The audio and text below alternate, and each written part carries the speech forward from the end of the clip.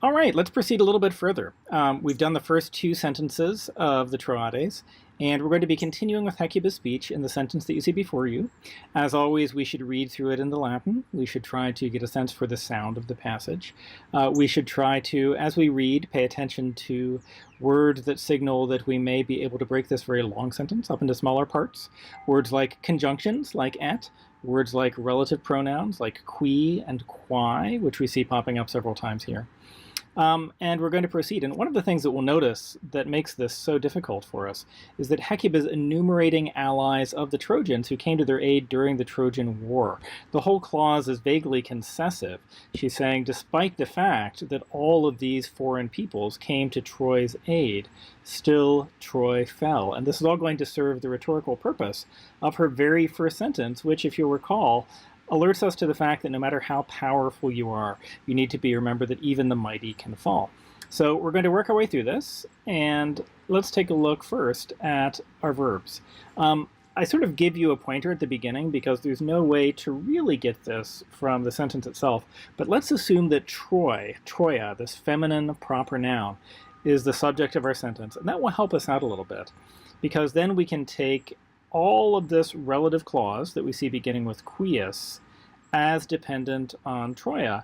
And then this exquisa, this feminine participle that we see in the very last line of this long sentence, can be understood as modifying the city of Troy. And our sentence will end up being something like, Troy, to whose weapons, that is, to whose help, there came, and then we get a list of allies who came, ... Troy, to whose help all of these peoples came, was cut down. This participle turns out to be part of a perfect passive verb form, again modifying the feminine Troy. So we have our first sense of what's going on in the sentence. Troy has been cut down. And again, we just have to understand from the previous sentence that Troy is our understood subject. So on the right-hand side, we see an image of one of these allies, just to sort of clue you in as to what this scene actually is. If you ever studied Greek, you might be able to figure out that Achilles' name is written right next to his face up at the top. He has a very malevolent look on his face, and there's a reason for this. This is a picture of the middle relative clause, the quae, the feminine. And if you think back to the ancient world and wonder, well, who could this woman be, this feminine warrior? It probably won't take you too long to light across the idea that this is one of the Amazons. The story is not really told in the Iliad, as is true for two of these three characters. Rhesus, who's one of these three characters, actually does have his story told in Book 10, and it's sort of a tragic tale. Rhesus is an ally, a man of Thracian origins who comes to the help of the Trojans. And he and his people are cut down before they even get a chance to fight by Odysseus and Diomedes in Book 10 of the Iliad. But the other two folks that we refer to in passing here are going to be Penthesilea, the queen of the Amazons, and Memnon, the son of the dawn goddess. And Penthesilea is a tragic character because she comes to fight on the Trojan side as a Trojan ally, and she's killed by Achilles in battle. But if you notice, Achilles and Penthesilea are making eye contact here, and there's actually a reason for that. According to some versions of this tale, Achilles falls in love with Penthesilea as he kills her at the very moment that he thrusts his spear home. So we get almost this sexual metaphor of murder and sexual penetration coming together in this horrible image of Achilles and Penthesilea. They're both lovers, but also fighters.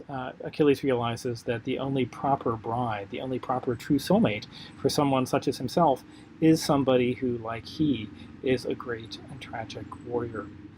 So here we have Achilles killing Penthesilea. But we look through our sentence, and you'll notice in our Latin we've done something very important here, and that's that we've bracketed off our relative clauses. Each of these relative clauses is actually sort of an abbreviated form of he who or she who. If we wanted to, we could understand an is before the qui, and an ea before the quae, and another is before the third qui. These are all the subjects of waynet, and notice that even though waynet is singular, we're going to use a plurality of subjects, and that's okay because our subjects all come after waynet. So the quae and the qui become sort of an afterthought for Hecuba. To whose help came both he who ... and oh, by the way, also she who ... and oh yes, now I remember, he who qui ... All right, so let's move on. We're going to be moving a little bit more briskly through these sentences. This is maybe the last one that we're actually going to diagram to this level of detail. And you'll notice we've done what we've been telling ourselves to do all this time. We've chunked. We have Troia as our subject in green up at the top. We have the verb of our relative quies clause in the next line. And then we have our ets in red with our 3 relative clause subjects, all in the nominative case. And we've translated as far as we see at the bottom, Troy to whose arms came, ... both he who drinks, ... and she who strikes, ... and he who mixes, ... And then we recur to our subject, Troy, from the very beginning. Troy has been cut down.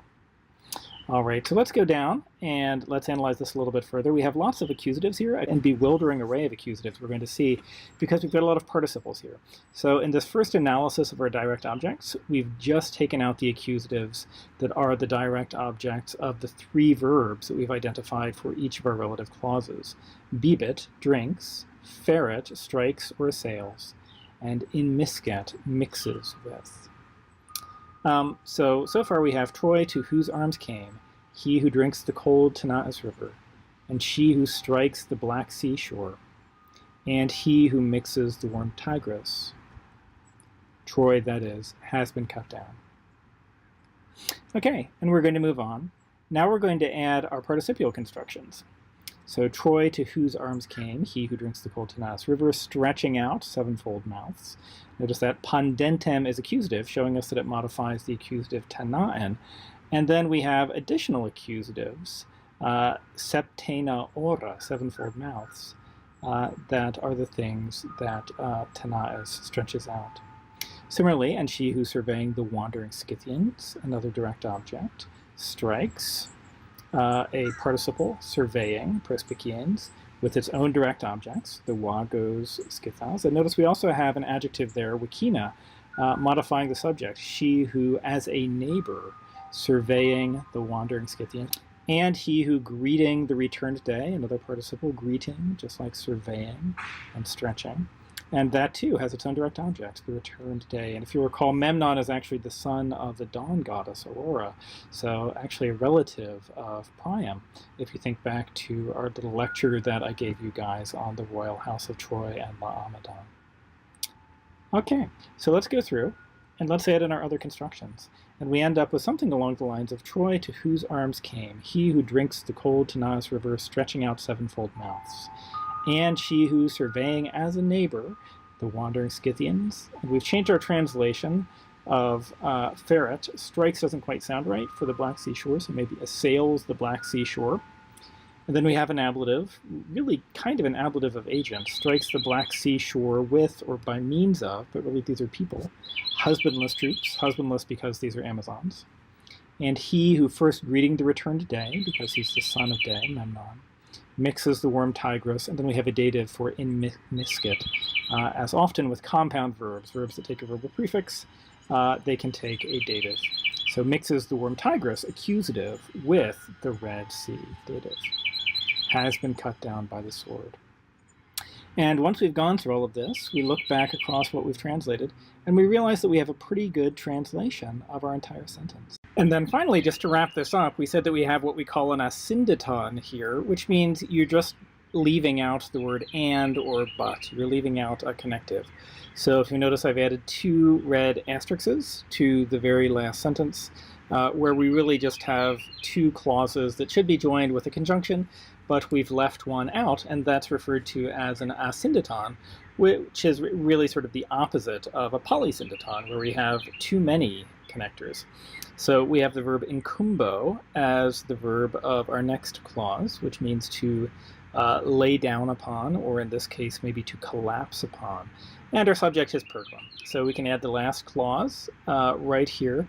Again, we have no word and, but if we wanted to, we could even add one to our translation, perhaps. This lack of connection is perhaps meant to be a little bit dramatic in Hecuba's speech.